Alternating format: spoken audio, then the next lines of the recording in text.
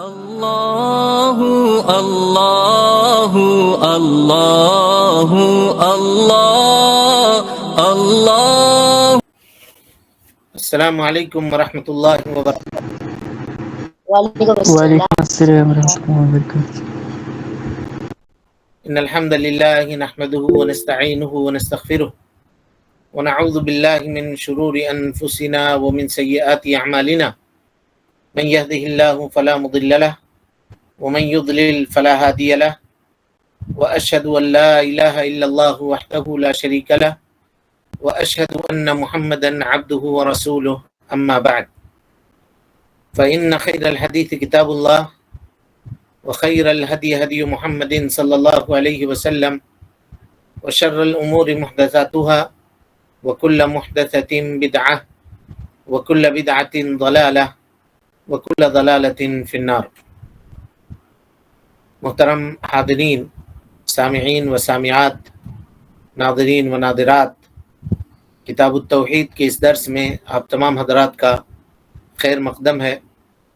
اللہ رب العالمین میرے اور آپ کے مل بیٹھنے کو قبول فرمائے، علم دین، علم نافع سیکھنے، اس کے مطابق عمل کرنے، اس کی دعوت عام کرنے اور اس راستے میں آنے والی مصیبتوں کے اوپر اللہ رب العالمین ہمیں اور آپ کو صبر کی توفیق نصیب فرمائے۔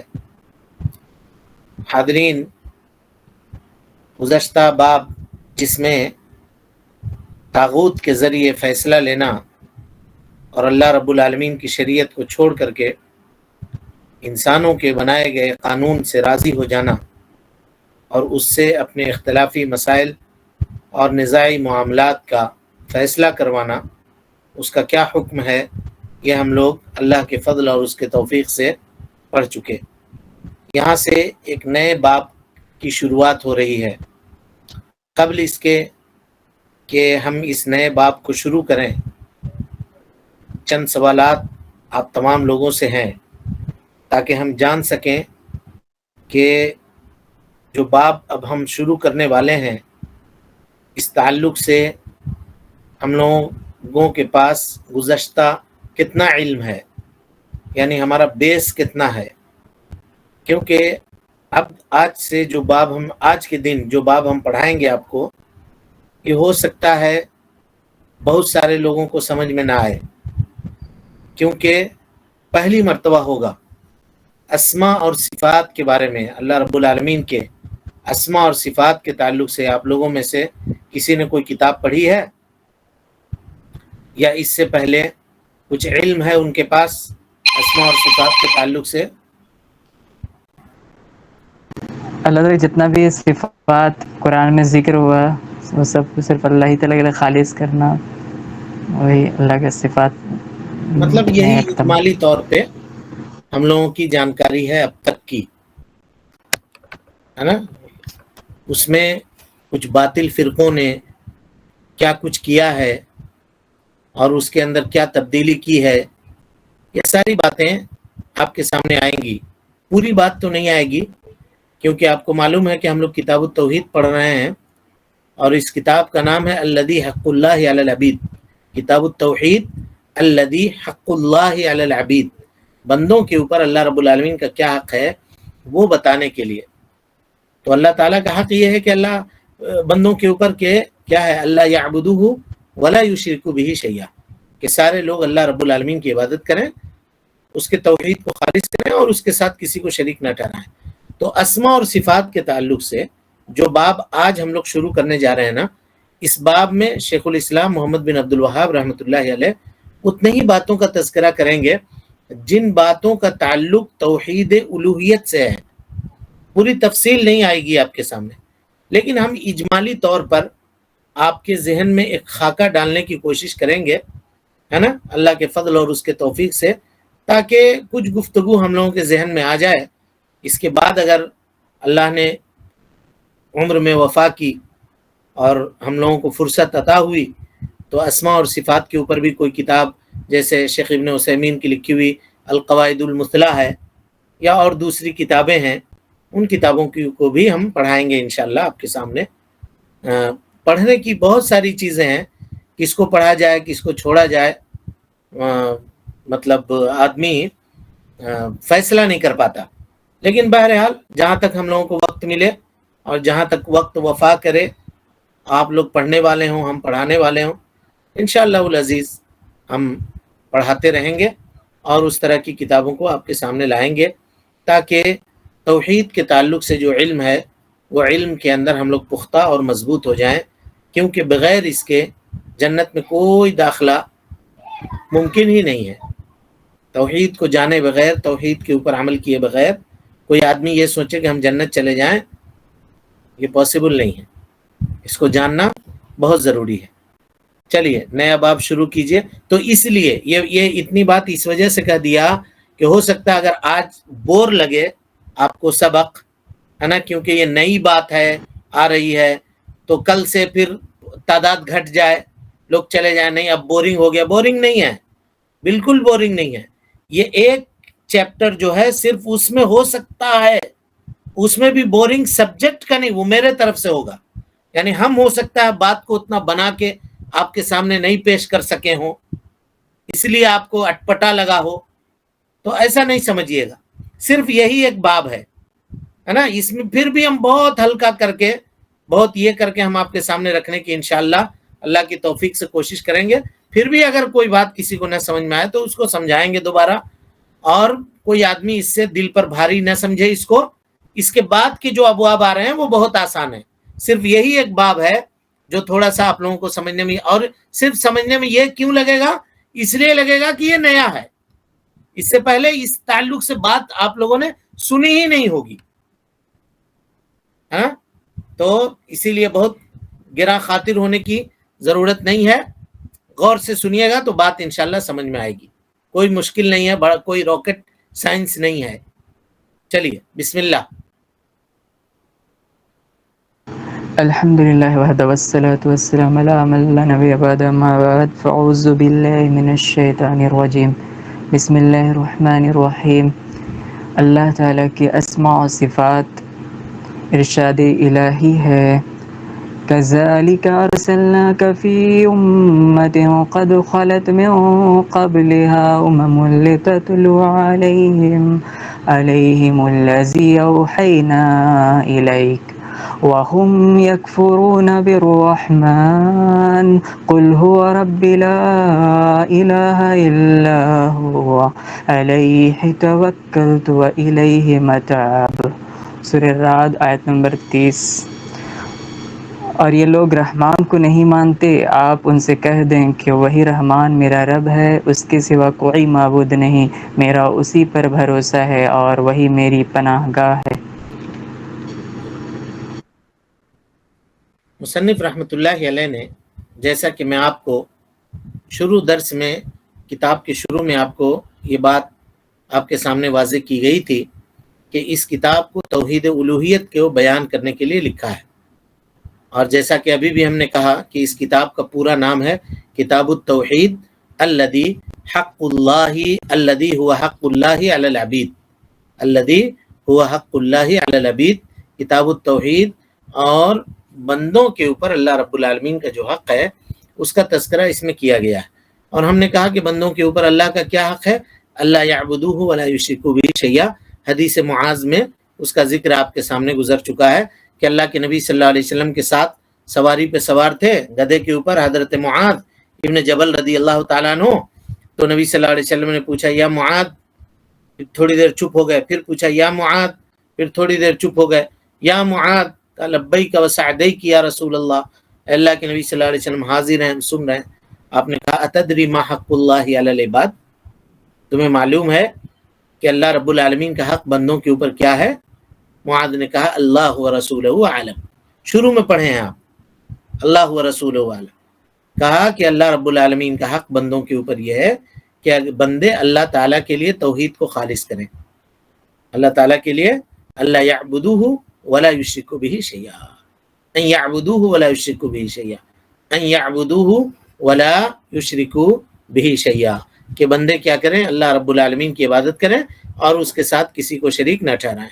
اور اللہ رب العالمین کا حق بندوں کے اوپر یہ ہے کہ جب وہ توحید کو خالص کریں، اس کے ساتھ کسی کو شریک نہ ٹھہرائیں، تو اللہ رب العالمین ان کو عذاب نہ دے. یہی ہے.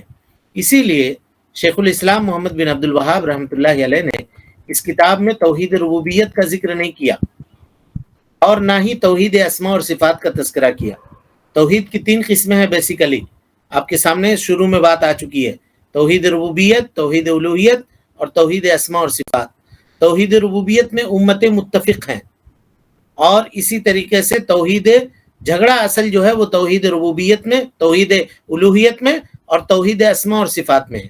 ربوبیت میں امتیں کم و بیش متفق ہیں. کفار مکہ سے بھی پوچھا جاتا تھا کہ تم کو کس نے پیدا کیا، تو کہتے تھے اللہ. تم کو کون روزی دیتا ہے، تو کہتے تھے اللہ. تو یہ ربوبیت ہے. ربوبیت کے معنی اللہ تعالیٰ کے جو کام ہیں اس میں اللہ کو اکیلا جاننا، اور الوہیت میں یعنی بندوں کے جو کام ہیں عبادت کے تعلق سے وہ صرف اللہ رب العالمین کے لیے خالص کرنا. اور توحید اسماء اور صفات کہتے ہیں اللہ رب العالمین کے بہت سارے نام ہیں اور اللہ تعالیٰ کے بہت سارے صفات ہیں.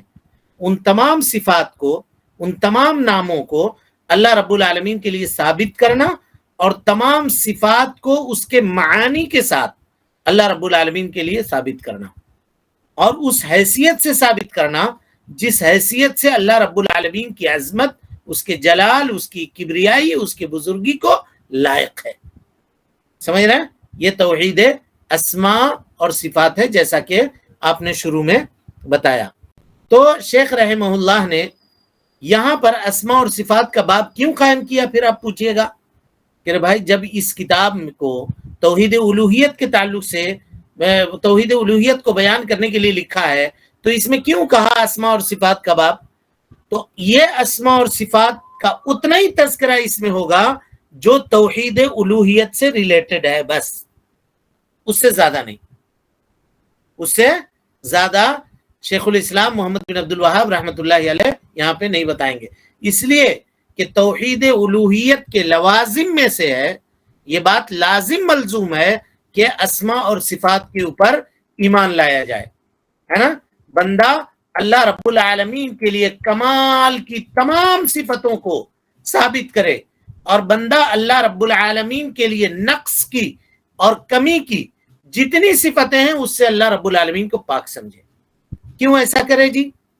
اس لیے کرے کہ اگر کوئی چیز کو یا کسی چیز کو آپ کسی صفت سے موصوف نہیں کریں گے تو اس کا مطلب یہ ہوگا کہ وہ موجود ہی نہیں ہے، صرف ذہن کے اندر اس کا ایک خاکہ ہے نا. ہم کہیں گے کہ اللہ موجود ہے اور موجود نہیں بھی ہے. لا یکون موجودا فی الخارج، کوئی چیز جو ذہن کے باہر موجود نہ ہو، اس کا وجود نہ ہو، تو وہ چیز کیا ہے؟ معدوم ہے. یعنی اس کا ہونا نہ ہونا وہ دونوں برابر ہے. آدمی سوچ کچھ بھی سکتا ہے، اور جو انسان کے ذہن سے باہر نہ نکلے، ہے نا، اور انسان کے ذہن کے یعنی سوچ کے اندر ہی صرف باقی رہے، تو وہ چیز گویا کہ ہے ہی نہیں، وہ چیز ہے ہی نہیں. جیسا کہ بعض لوگ کہتے ہیں کہ اللہ رب العالمین نہ تو دنیا میں داخل ہے نہ دنیا سے خارج ہے، نہ تو وہ اول ہے نہ وہ آخر ہے، نہ وہ ظاہر ہے نہ تو وہ باطن ہے. تو جو چیز نہ دنیا میں ہے نہ دنیا سے نکلی ہوئی ہے، جو چیز نہ اول ہے نہ آخر ہے، جو چیز نہ خارج ہے نہ داخل ہے، تو کیا کہیے گا اس کو؟ کیا ہے پھر؟ وہ آپ کے ذہن کی پیداوار ہے، آپ امیج کر رہے ہیں بس. تو اللہ رب العالمین کا وجود ہے حقیقت میں. کوئی ایسا نہیں ہے کہ آدمی صرف ذہن کے اندر سوچ لے رہا ہے کہ اللہ تعالیٰ ہے، بس، یہ معاملہ نہیں ہے. سمجھ رہے ہیں؟ اسی بات کو بتانے کے لیے شیخ الاسلام محمد بن عبد الوہاب رحمۃ اللہ علیہ نے اس باب کو قائم کیا. اسی طرح سے جی جس چیز کو آپ کمال کی تمام صفتوں سے متصف نہیں کریں گے تو وہ کیا ہوگا؟ ناقص ہوگا، کمزور ہوگا، عاجز ہوگا. اور جو عاجز ہو وہ رب نہیں ہو سکتا، معبود نہیں بن سکتا. کیوں نہیں بن سکتا؟ اس لیے کہ اللہ رب العالمین نے جہاں کہیں بھی معبودان باطلہ کے اوپر رد کیا ہے نا، تو ان کے عاجزی کا اظہار کیا ہے. اللہ تعالیٰ نے بتایا ہے، جیسے آیت کریمہ دیکھیے، اللہ رب العالمین فرماتا ہے سورہ اعراف کی آیت ہے، ان الذین تدعون من دون اللہ، تم لوگ یا وہ لوگ جو اللہ کے علاوہ جس کو بھی پکارتے ہیں، عباد امثالکم، یہ تمہاری ہی طرح بندے ہیں، فدعوہم، انہیں پکارو، فلم یستجیبوا لکم، وہ تمہارے پکار کو سن نہیں سکتے، ان کنتم صادقین، اگر تم سچے ہو تو، کا پکار کے دکھاؤ، اگر تمہاری پکار وہ سنتا ہو تو، تمہاری جو فریاد ہے اس کو پوری کرنے کی طاقت رکھتا ہو تو۔ اس کے بعد اللہ نے کیا کہا دیکھیے، کہا الہم ارجل یمشون بہا، کیا ان کے پاس پیر ہے جس سے وہ چلتے ہیں، الہم ایدی یبطشون بہا، کیا ان کے پاس ہاتھ ہے جس سے وہ پکڑتے ہیں، ام لہم اعین یبصرون بہا، کیا ان کے پاس آنکھ ہے جس سے وہ دیکھتے ہیں، ام لہم آذان یسمعون بہا، کیا ان کے پاس کان ہے جس سے وہ سنتے ہیں، قل ادعوا شرکاءکم ثم کیدون فلا تنظرون، جمع کر لو تم اپنے ان تمام شریکوں کو جس کو اللہ رب العالمین کے ساتھ تم لوگوں نے شریک کیا ہے، اور تم کو جو مکر کرنا ہے، جو فریب کرنا ہے کرو، پھر تم موقع نہیں دیے جاؤ گے۔ آیت کریمہ میں اللہ نے کیا کہا ان الذین تدعون من دون اللہ، یہ لوگ اللہ کے علاوہ جس کو بھی پکارتے ہیں، عباد امثالکم، وہ بندے ہیں، اور اگر بندہ ہے تو وہ معبود نہیں ہو سکتا، کبھی بھی معبود نہیں ہو سکتا، اس لیے کہ وہ دعا کو سننے کی طاقت نہیں رکھتا، اس کے سننے میں نقص ہے، اگر وہ سن بھی لے تو تمہاری پکار کو پوری نہیں کر سکتا، تمہاری حاجت برائی نہیں کر سکتا، تمہاری حاجت کو پوری نہیں کر سکتا، تمہاری ضرورت کو مکمل نہیں کر سکتا، اس لیے کہ ان کے پاس صفات کمال نہیں ہے۔ الہم ارجل، ان کی صلاحیتیں محدود ہیں، وہ بھی جب وہ زندہ ہیں تب، اگر مر گئے تو ان کی صلاحیت اور مفقود ہو گئی۔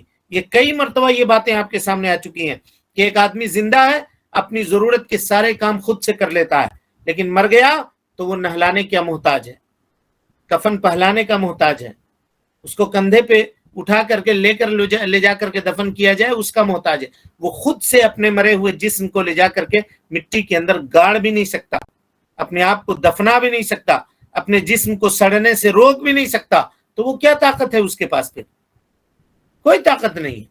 تو اسی کو اللہ رب العالمین نے کہا کہ اگر وہ سن بھی لیں تو تمہاری پکار کا جواب وہ نہیں دے سکتے، وہ دعا نہیں سن سکتے، پکار سن نہیں سکتے، سن بھی لے تو جواب نہیں دے سکتے، اس لیے کہ ان کے پاس کمال کی صفتیں نہیں ہیں جو اللہ رب العالمین کے پاس ہے۔ اللہ رب العالمین نے کفار کے اوپر، ان کے معبودان باطلہ کے اوپر حجت کو قائم کیا، یہ کہہ کر کے کیا کہا الہم ارجل یمشون بہا، تم جن کو معبود بنا کر کے پوج رہے ہو پتھر کو، کیا اس کے پاس پیر ہے چلے، ہاتھ ہے پکڑے، آنکھ ہے جس سے وہ دیکھے، کان ہے جس سے وہ سنے؟ اس کا مطلب یہ ہے کہ وہ عاجز ہے، اور جو عاجز ہے وہ کبھی معبود نہیں ہو سکتا، اس لیے کہ وہ صفات کمال سے متصف نہیں ہے۔ اب پتہ یہ چلا کہ کوئی آدمی اگر یہ کہے کہ اللہ رب العالمین سمیع تو ہے، اللہ کا نام سمیع ہے، لیکن بلا سمعین، سننے کی صلاحیت نہیں ہے اس کے پاس، سننے کی صلاحیت نہیں ہے، تو کیا کہیے گا؟ یہ انکار ہی تو ہے۔ سمجھ میں آ رہی بات؟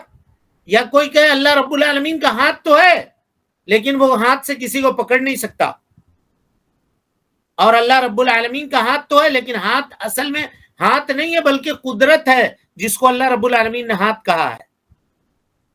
سمجھ میں آ رہی بات؟ اس طرح کی باتیں کچھ لوگ کرتے ہیں، تو پتہ یہ چلا کہ ایسی باتیں کرنا اللہ رب العالمین کو کمال کی صفت سے نکالنا ہے، کمال کی صفت سے نکالنا ہے۔ لہذا توحید الوہیت کے لوازم میں سے یہ لوازم ہے، یہ چیز توحید الوہیت کے لازم ملزوم ہے کہ ہم اللہ رب العالمین کے لیے کمال کی تمام صفتوں کو ثابت کریں، وہ صفتیں جس کی اللہ رب العالمین نے خود اپنے لیے جس کو ثابت کیا ہے، جس کو بیان کیا ہے، وہ صفتیں جس کو اس کے رسول جناب محمد رسول اللہ صلی اللہ علیہ وسلم نے اللہ رب العالمین کے لیے ثابت کیا ہے، اس کے ظاہری معنی کے اوپر، ظاہری معنی کے اوپر۔ عربی زبان میں ید کس کو کہتے ہیں؟ بولیے، ہاتھ کو ید کہتے ہیں، ہاتھ کو۔ اب کوئی آدمی کہے کہ نہیں، ید کے معنی یہاں پہ قدرت ہے، جیسے عام لوگ ترجمہ کرتے ہیں فوالذی نفسی بیدہ، قسم اس ذات کی جس کے ہاتھ میں میری جان ہے، یہ ترجمہ ہے۔ تو لوگ کہتے ہیں قسم اس ذات کی جس کے قبضہ قدرت میں میری جان ہے، یہ ترجمہ صحیح ہوگا کہ غلط ہوگا؟ صحیح ہوگا، غلط ہوگا جی۔ عربی زبان میں ابھی ہم لوگوں نے کہا نا کہ عربی زبان میں ید کے معنی ہاتھ کے ہیں، اور کوئی آدمی ید کا معنی قدرت سے کرے تو یہ غلط ہوگا۔ سمجھ میں آ رہی بات؟ تو جو صفتیں اللہ نے اپنے لیے بیان کی ہیں اور اس کے رسول جناب محمد رسول اللہ صلی اللہ علیہ وسلم نے اس کے لیے بیان کی ہیں، اس کو ہم اس کے ظاہری معانی کے اوپر اللہ رب العالمین کے لیے ثابت کریں گے۔ لیکن کیسے ثابت کریں گے؟ یہ نہیں کہیں گے کہ اللہ تعالیٰ کا ہاتھ ہے، ید مانے ہاتھ، تو ہمارا جیسا ہاتھ ہے ویسے اللہ کا ہاتھ ہے۔ نہیں نہیں نہیں، نعوذ باللہ من ذالک، ہرگز نہیں۔ ہم یہ کہیں گے کہ جیسے اللہ تعالیٰ کی عظمت کو مناسب ہے ویسا اس کا ہاتھ ہے۔ مومن، بندہ مومن، یہ اللہ رب العالمین کی تعظیم کرتا ہے اپنے نفس میں، اپنے دل میں، اور اس کو کبھی جرأت نہیں ہوتی کہ جو چیز اللہ رب العالمین نے اپنے لیے ثابت کیا ہے اس کو وہ نفی کر دے، اس کا وہ انکار کر دے۔ مثال کے طور پہ اللہ رب العالمین نے یہ ثابت کیا ہے کہ اللہ تعالی حضرت موسیٰ علیہ السلام سے اللہ رب العالمین نے کلام کیا ہے کہ نہیں جی؟ وَكَلَّمَ اللَّهُ مُوسَىٰ تَكْلِيمًا، قرآن کی آیت ہے، اللہ رب العالمین نے کلام کیا حضرت موسیٰ علیہ السلام سے۔ تو کلام کس کو کہتے ہیں؟ کلام کہتے ہیں کہ بات کرنے کا آواز ہو، لفظ ہو اور سمجھنے والی بات ہو، تبھی تو۔ اب یہاں پہ ہم بیٹھ کر کے اگر فرانسیسی زبان میں آپ سے گفتگو کریں تو آپ کہیے گا کہ یہ ہم سے کلام کر رہا ہے؟ ہم اس زبان میں آپ سے بات کر رہے ہیں جو زبان آپ سمجھتے ہیں۔ تو اللہ رب العالمین نے کلام کیا، کلام میں آواز بھی تھی، کلام میں حروف بھی تھے، اور کلام میں جملے بھی تھے، جو حروف کے ذریعے سے جملے بن رہے تھے، اور جس کو حضرت موسیٰ علیہ السلام نے سمجھا اور اس کا جواب بھی دیا۔ وَكَلَّمَ اللَّهُ مُوسَىٰ تَكْلِيمًا، اللہ رب العالمین کہتا ہے کہ اللہ رب العالمین نے حضرت موسیٰ علیہ السلام سے گفتگو کیا۔ اب کوئی آدمی یہ جرأت کر سکتا ہے جو کہے کہ نہیں نہیں نہیں نہیں، اللہ تعالیٰ نے حضرت موسیٰ علیہ السلام سے بات نہیں کی، وہ آواز تھی، کچھ ایسے ہی آواز تھی جو پہلی مرتبہ حضرت موسیٰ کو سمجھ میں نہیں آئی، دوسری مرتبہ، تیسری مرتبہ بہت غور سے انہوں نے سمجھا، کچھ اٹھا پٹک کی آواز آ رہی تھی، جھنک پٹک کی آواز تھی، جس کو دیکھ کر کے حضرت موسیٰ علیہ السلام نے اندازہ لگایا کہ یہ اس طرح کی بات ہے۔ ایسا جرأت کرنے والا وہی آدمی ہوگا جو اللہ رب العالمین کی کتاب کو، اللہ رب العالمین کے کلام کو ہلکا سمجھ کر کے اس کا انکار کرتا ہوگا۔ اور نہ ہم یہ کہیں گے کہ اللہ رب العالمین نے کلام اس طرح سے کی تھی جس طرح سے اس کے مخلوق گفتگو کرتے ہیں۔ کیسے کہیں گے؟ ہم کہیں گے بھائی اللہ تعالیٰ کی عظمت، اس کے جلال، اس کی کبریائی، اس کی بزرگی کو جیسے لائق ہے ویسے اللہ رب العالمین نے حضرت موسیٰ علیہ السلام سے بات کی، بس۔ اب کوئی آدمی کہے گا اللہ تعالیٰ نے بات کی تو اللہ تعالیٰ کا زبان ہے یا نہیں ہے، اس نے زبان ہلایا نہیں ہلایا، دانت ہے یا نہیں ہے نا؟ تو اس طرح کی باتیں ہم بالکل نہیں کریں گے۔ ہم کہیں گے ہم گفتگو کرتے ہوں گے، ہم کو زبان ہلانے کی ضرورت پڑتی ہوگی، اللہ کی کیفیت معلوم نہیں، لیکن اللہ نے کلام کیا۔ کیسے کلام کیا؟ جیسے اس کے عظمت کو لائق ہے اس نے ویسا کلام کیا۔ سمجھ میں آ رہی بات؟ تو یہ باب ہے، اس کی تفصیل جاننی ہم سب کو ضروری ہے۔ اسی طریقے سے کوئی مسلمان آدمی جو اللہ کے نبی جناب محمد رسول اللہ صلی اللہ علیہ وسلم کی تعظیم کرتا ہو تو وہ یہ کہے گا کہ اللہ کے نبی صلی اللہ علیہ وسلم نے اللہ رب العالمین کے صفاتوں کو جس طرح سے ثابت کیا ہے بھائی، ہم اسی طرح سے اعتقاد رکھتے ہیں، اسی طرح سے یقین رکھتے ہیں، بس۔ اس سے زیادہ ہم یہ اعتقاد نہیں رکھتے کہ اللہ کے نبی صلی اللہ علیہ وسلم اپنے رب کے بارے میں نہ جان سکے اور بعد میں آنے والے لوگوں نے اللہ رب العالمین کو سمجھا۔ کسی کی جرأت ایسی ہو سکتی ہے، کوئی آدمی ایسا گمان بھی کر سکتا ہے کہ اللہ کے نبی صلی اللہ علیہ وسلم کے پاس وہ الفاظ نہیں تھے جس کے ذریعے سے وہ اللہ تعالیٰ کی صفتوں کی تعبیر بیان کر سکیں۔ آج ہمارے پاس وہ الفاظ ہے اس لیے ہم اس کی تعبیر بیان کر رہے ہیں، والعیاذ باللہ۔ ہرگز نہیں۔ اللہ رب العالمین کو اللہ کے نبی جناب محمد رسول اللہ صلی اللہ علیہ وسلم سے زیادہ کسی نے نہیں پہچانا. باوجود اس کے اللہ رب العالمین نے اللہ کے نبی جناب محمد رسول اللہ صلی اللہ علیہ وسلم نے اللہ رب العالمین کے اسماء اور صفات کی کیفیت نہیں بیان کی. اور اس کے بعد نبی صلی اللہ علیہ وسلم کے بعد سب سے زیادہ اللہ رب العالمین کی تعظیم کرنے والے، اللہ رب العالمین کو سمجھنے والے صحابہ کرام رضوان اللہ علیہم اجمعین ہے. امت کا کوئی بھی آدمی جو بعد میں آتا ہو وہ یہ جرأت نہیں کر سکتا کہ ہم صحابہ سے زیادہ علم والے ہیں، اور سلف کا جو طریقہ تھا اس طریقے سے ہم زیادہ سمجھنے والے ہیں. کچھ لوگ یہ کہتے ہیں کہ سلف کا جو طریقہ ہے یہ زیادہ محفوظ طریقہ ہے، لیکن خلف کا جو طریقہ ہے وہ زیادہ علم والا اور زیادہ مضبوط طریقہ ہے. یہ کہنا غلط ہے. جو چیزیں وہ کر چکے وہ چیزیں ہم ان کے پاؤں کے دھول کے برابر بھی نہیں کر سکتے.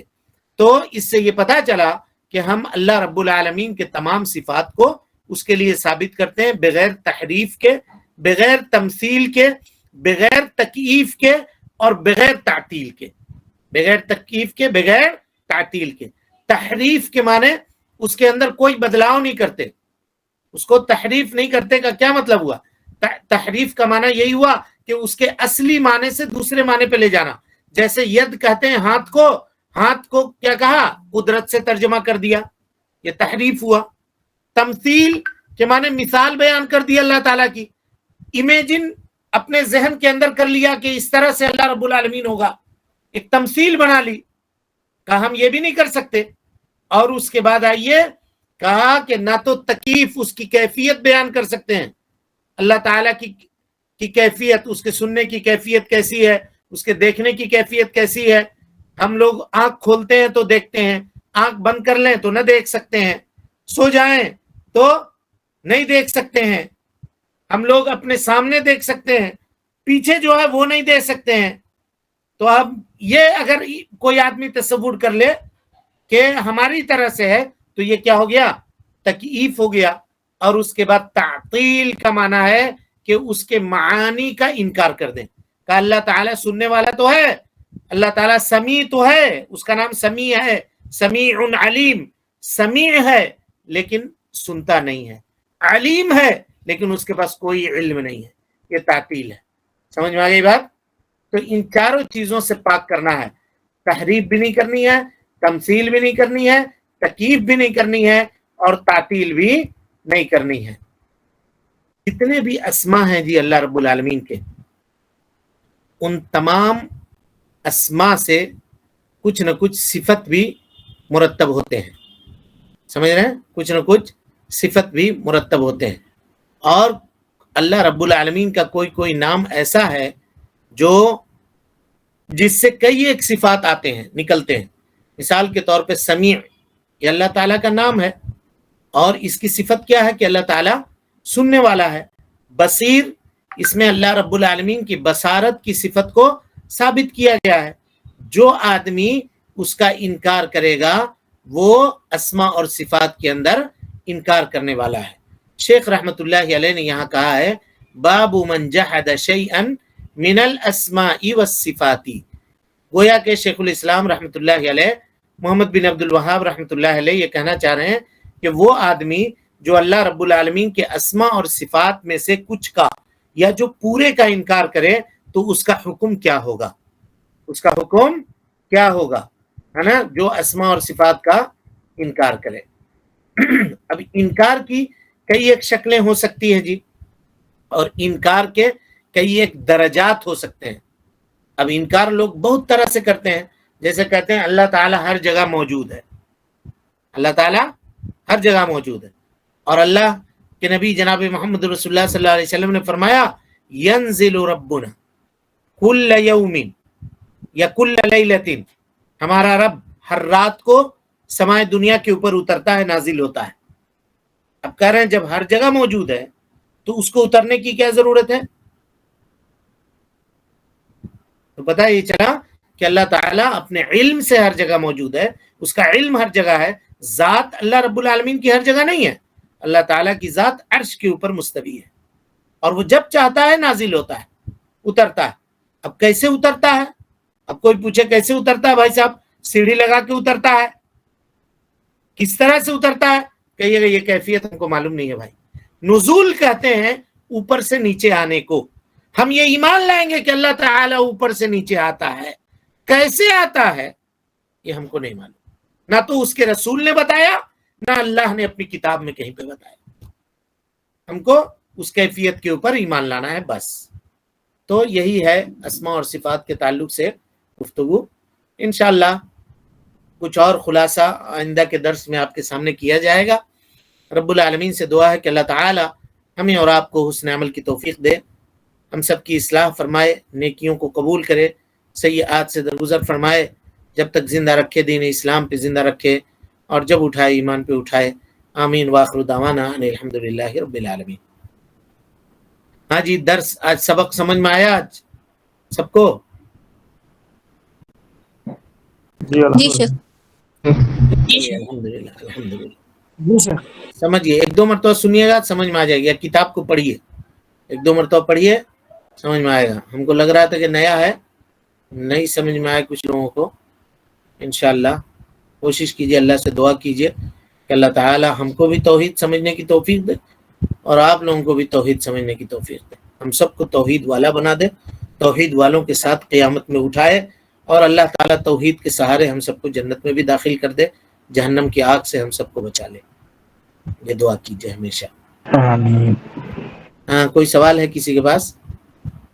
शेख तकीफ का डेफिनेशन क्या बताएं? तकीफ के माने कैफियत बयान कर देना, कैफियत बयान कर देना। जैसे कुछ लोग कहते हैं ना अल्लाह ताला अर्श के ऊपर मुस्तवी है। मुस्तवी है का क्या माना, क्या बैठे हुआ है, क्या खड़ा है, या लेटा हुआ है, कैसे? कैफियत बताओ। कैफियत हमको नहीं मालूम है भाई। इमाम मालिक रहमतुल्लाह अलैह से यही पूछा था ना उस शख्स ने, तो आपने कहा कि अल इस्तिवा मालूम, अल्लाह ताला अर्श के ऊपर मुस्तवी है ये मालूम है। और इस्तिवा का माना होता है अरबी जबान के अंदर आला वर्तफा, अल्लाह रब्बुल आलमीन बुलंद हुआ, ऊपर हुआ अर्श के, अब ऊपर हुआ, बस इतना हमको मानना है।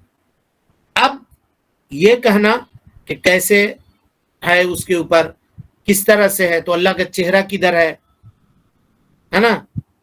अब कोई कहे कि चेहरा इधर है, तकीफ करना, उसकी कैफियत बयान करना, तो कैफियत हम नहीं बयान कर सकते। इमाम मालिक ने कहा अल इस्तिवा मालूमुन, इस्तिवा मालूम है, वल कैफ मजहूलुन, उसकी कैफियत हमको पता नहीं है। वस्सुआलु अन्हु बिदअह, और इस सिलसिले में सवाल करना ये बिदअत है। अल्लाह ताला की आंख है, कैसे आंख है? हम लोगों की तरह से वैसा है न किसके तरह से है, नहीं मालूम हम लोगों को। लेकिन इतना तो मालूम है कि हमारे जैसा नहीं है, क्योंकि अल्लाह कहता है लैसा कमिस्लिही शै, अल्लाह रब्बुल आलमीन के जैसा कोई भी नहीं है। वह हुवा समीउल बसीर। हम ये कहेंगे आंख है मेरे जैसा है, कहना ही भाई हमारे जैसा नहीं है आंख। अल्लाह ताला हंसता है, कैसे हंसता है? बोला हंसता है जैसे उसको मुनासिब है वैसा हंसता है। हम हंसते हैं तो हमारा मुंह खुल जाता होगा, हमारे दांत जाहिर हो जाते होंगे, हमारा चेहरा खिल जाता होगा, मिसाल के तौर पे। अल्लाह के लिए मालूम नहीं भाई क्या होता है, नहीं मालूम। हम गुस्सा होते हैं तो चेहरा सुर्ख हो जाता है, आंखें तन जाती हैं, सांस ऊपर नीचे होने लगती है। अल्लाह के बारे में मालूम नहीं। लेकिन अल्लाह नाराज होता है, अल्लाह ताला के लिए सिफत गजब साबित है, अल्लाह रब्बुल आलमीन नाराज होता है, और अल्लाह रब्बुल आलमीन खुश भी होता है। तौबा वाली रिवायत है कि बंदा जब सफर कर रहा था ऊंट उसका खो जाता है। सबको मालूम है नहीं रिवायत जी? जी शेख। जी। चले, और कोई सवाल है किसी के पास? एक मैसेज में एक सवाल आया है जी, क्या है? क्या है सवाल? सही भाई बताइए पढ़ के। घर वाले तौहीद पर नहीं है तो क्या करना चाहिए? घर वालों को समझाना चाहिए। खास करके अगर वालिद वालदा हैं और वो लोग नहीं हैं तो निहायत नरमी के साथ उनसे बेअदबी न हो, कोई ऐसी बात उनके ऊपर ताल्ली चढ़ करके कहना या उनको बुरा भला कहना, ऐसा नहीं करना चाहिए। नरमी के साथ, इत्मीनान के साथ, सुकून के साथ तौहीद और दीन की बात उन तक पेश करना चाहिए। اور اللہ رب العالمین سے دعا کرنی چاہیے کہ اللہ رب العالمین ہمارے والدین کے لیے، ہمارے گھر والوں کے لیے، ہمارے بھائیوں کے لیے ان کے سینے کو اللہ رب العالمین توحید کے لیے کھول دے. یہ دعا کرنی چاہیے اور کوشش کرنی چاہیے.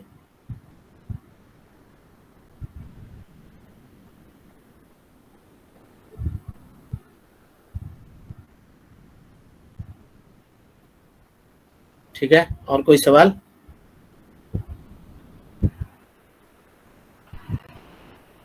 چلیں پھر. السلام علیکم ورحمۃ اللہ وبرکاتہ. اللہ اللہ اللہ اللہ اللہ اللہ اللہ اللہ اللہ اللہ